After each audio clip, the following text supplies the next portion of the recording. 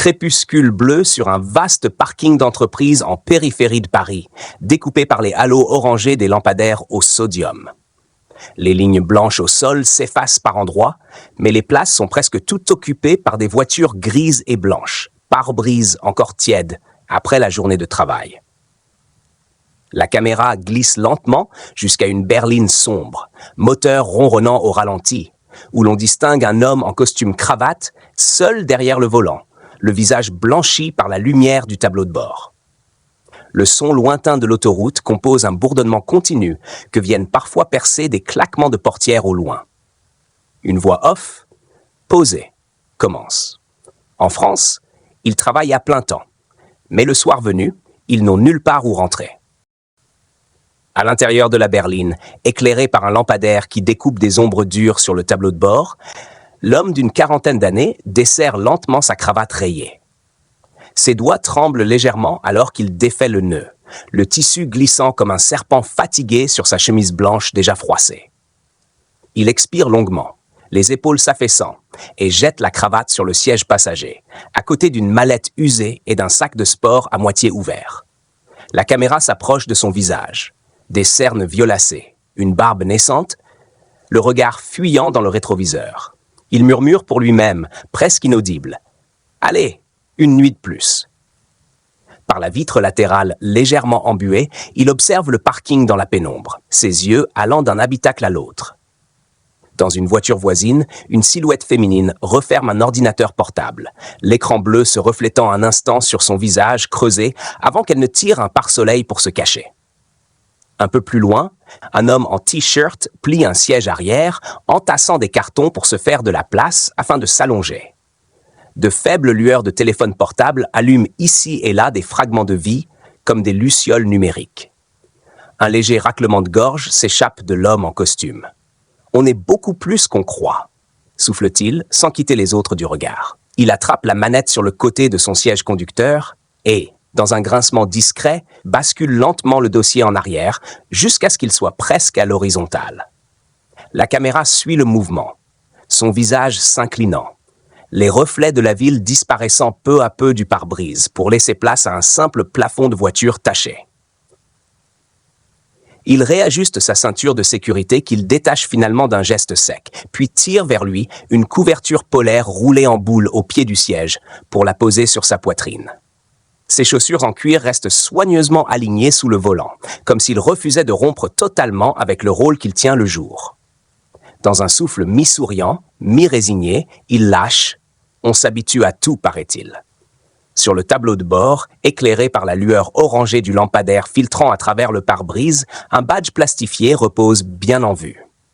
On lit, en lettres bleues, le nom de l'entreprise, Megatech Solutions, et juste en dessous, sa photo. Prise un jour où il souriait légèrement. Cravate droite, regard confiant.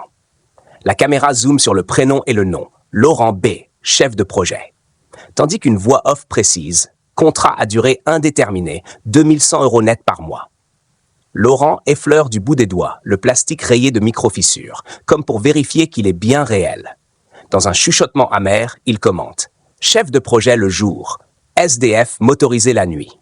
Il tourne la clé de contact d'un geste lent et le ronronnement du moteur s'éteint, laissant derrière lui un bref cliquetis mécanique, puis un silence presque brutal. Les ventilateurs s'arrêtent, l'écran central s'assombrit, ne laissant plus qu'une petite horloge digitale affichée 22:43 en chiffres verts. Le bruit extérieur remonte soudain. Un léger vent qui s'engouffre, le vrombissement amorti des camions au loin, un chien qui aboie dans un lotissement voisin. Laurent frotte ses mains l'une contre l'autre pour chasser le froid qui commence déjà à s'installer dans l'habitacle. Sa respiration devient le son principal, amplifié par le confinement de la voiture. À l'extérieur, la caméra s'éloigne et survole lentement le parking plongé dans la nuit, où plusieurs voitures restent occupées malgré l'heure tardive. Des silhouettes discrètes tirent des pare-soleils, accrochent des serviettes aux vitres avec du ruban adhésif, glissent des sacs sous leur tête pour en faire des oreillers improvisés. La lumière froide d'un lampadaire révèle des détails. Des bouteilles d'eau, des boîtes de conserve, des sacs de couchage coincés entre les sièges. Une voix off explique sur ces images. Ce sont des salariés. des intérimaires, des indépendants. Ils ont un emploi, parfois à temps plein, mais pas les moyens de se loger à proximité de leur travail. Un voisin de voiture, la fenêtre entr'ouverte, lance discrètement « Bonne nuit, Laurent » et une voix étouffée répond « Bonne nuit, Malik ».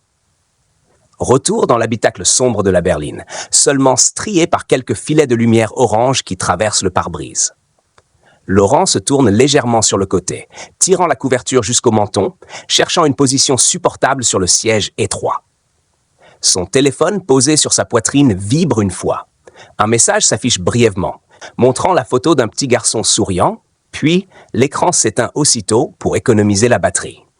Il reste à fixer le noir de l'écran pendant quelques secondes, les yeux brillants, avant de le retourner face contre le tissu de sa chemise. À voix basse, il murmure « On se voit ce week-end, d'accord? Promis », comme s'il parlait directement à l'image disparue. Le silence s'épaissit dans la voiture, seulement troublé par de fins craquements de plastique et par un lointain claquement de portière qui résonne dans le parking désert. La caméra se rapproche de son visage allongé, où l'on voit les paupières lourdes lutter encore quelques instants contre le sommeil, battant au rythme de pensée qu'on devine encombré. Une goutte de condensation glisse lentement le long de la vitre latérale, traçant une ligne froide à la verticale de sa joue, comme un écho silencieux aux larmes qu'il refuse de laisser couler.